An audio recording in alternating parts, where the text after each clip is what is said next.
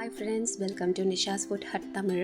இன்னைக்கு நம்ம பார்க்க போறது குக்கர்லயே எப்படி நம்ம ஈஸியா நம்மளுக்கான தக்காளி ஊறுகாய் ரெடி பண்ணலாம் அப்படிங்கிறது தான். அதுக்கு பாத்தீங்கன்னா நான் 1 கிலோ அளவுக்கு தக்காளி எடுத்திருக்கேன். தக்காளி மேலே எந்த தண்ணியும் இல்லாம இந்த மாதிரி தொடச்சி எடுத்துக்கோங்க ஒரு க்ளீன் கிளாத்ல. தக்காளியை நாலா அரிஞ்சுக்கோங்க. ஒரு தக்காளியை 4 நாளா அரிஞ்சு இந்த மாதிரி பீஸ் போட்டுக்கலாம். பீஸ் போட்டுட்ட தக்காளி எல்லாத்தையுமே பார்த்தீங்கன்னா அளந்து மெஷர் பண்ணி போட்டுக்கோங்க குக்கரில். எனக்கு மொத்தமாக 1 கிலோ தக்காளியில் 3 கப்பு வெட்டின தக்காளி கிடச்சிருக்கு. அவ்வளோதான். இப்போ பார்த்தீங்கன்னா இதை ஸ்டவ் மேலே வச்சுட்டு நான் ஒரு 3 பத்தை புளி சேர்க்குறேன். கொஞ்சம் அந்த ஃப்ளேவர் புளிப்பு தூக்கி கொடுக்கறதுக்காக. அதோடு பார்த்தீங்கன்னா 1 ஸ்பூன் அளவுக்கு பிடிச்ச வெல்லம் சேர்த்துக்க போகிறேன். இதை நம்ம தண்ணி எதுவுமே ஊற்றாமல் மூடியை அரைவாசி மூடி தான் நம்ம குக் பண்ண போகிறோம். இந்த மாதிரி தண்ணி விட்டுட்டக்கப்புறம் நம்ம இந்த ஊறுகாய்க்கு தேவையான அளவு உப்பை சேர்த்துக்கலாம். அதுக்கு முன்னாடி நம்ம இதை நல்லா கலந்து விட்டுக்கலாம். கலந்து விட்டுட்டு இப்போ திருப்பியும் பார்த்திங்கன்னா உப்பு நம்ம சேர்த்துப்போம். இந்த ஊறுகாய்க்கு தேவையான அளவு உப்பு.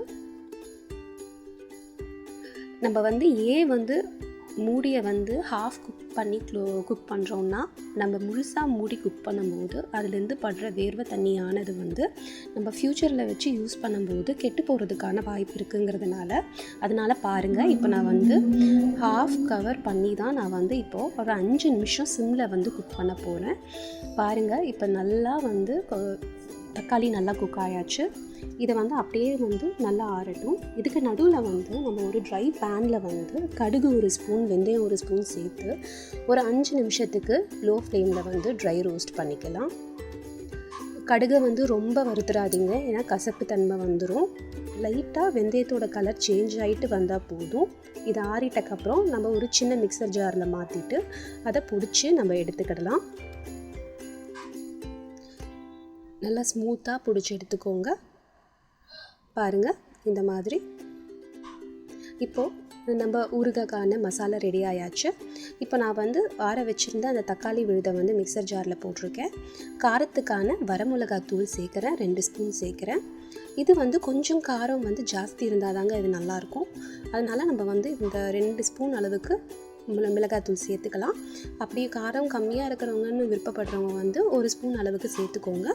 இதோடு நம்ம அரைச்சி வச்சுருந்த அந்த கடுகு வெந்தயம் மசாலாவை சேர்த்துக்கலாம். அவ்வளோதாங்க. இதை இப்போ நம்ம அரைச்சி எடுத்துக்கலாம். அரைச்சி எடுத்த இந்த விழுதை நம்ம இப்போ ஒரு தனி பவுலில் மாற்றிக்கிடலாம். தண்ணி எதுவுமே சேர்க்காதீங்க. தண்ணி பட்டுச்சுன்னா இந்த ஊறுகாய் சீக்கிரம் கெட்டு போயிடும். இதுக்கு ஒரு பாத்திரத்தில் இப்போ நம்ம ஒரு 4லிருந்து 5 ஸ்பூன் அளவுக்கு நல்லெண்ணெயை நல்லா சூடு பண்ணிக்க போகிறோம். சூடு ஆயிட்டக்கப்புறம் எண்ணெயில் பார்த்திங்கன்னா பெருங்காயம் தூள் ஒரு 1/2 ஸ்பூன் அளவு சேர்த்துக்கிறேன். அது நல்லா புரிஞ்சிட்டக்கப்புறம் 3 வரமிளகாய் சேர்த்துக்க போகிறேன். பூண்டு நல்லா தட்டி ஒரு 8 பல் அளவுக்கு பூண்டு சேர்த்துக்க போகிறேன். இது நல்லா வறுத்துட்டக்கப்புறம் நம்ம கேஸை நல்லா ஆஃப் பண்ணிட்டக்கப்புறம் தேவையான அளவு கருவேப்பிலை ஒரு கொத்து சேர்த்துக்க போகிறோம். அதே மாதிரி எண்ணெய் நல்லா கொதிக்கிற சூடில் இருக்கும்போது அதை கலக்காதீங்க. கொஞ்சம் அது கை பொறுக்கிற சூட்டில் அளவு இருக்கும்போது கலந்துக்கோங்க. இந்த மாதிரி இதை கலந்துட்டு ஒரு 4லிருந்து 5 மணி நேரம் வெளியவே வச்சுருங்க. அப்போ தான் நம்மளுக்கு எல்லா மசாலாவோட ஃப்ளேவரும் இறங்கும்.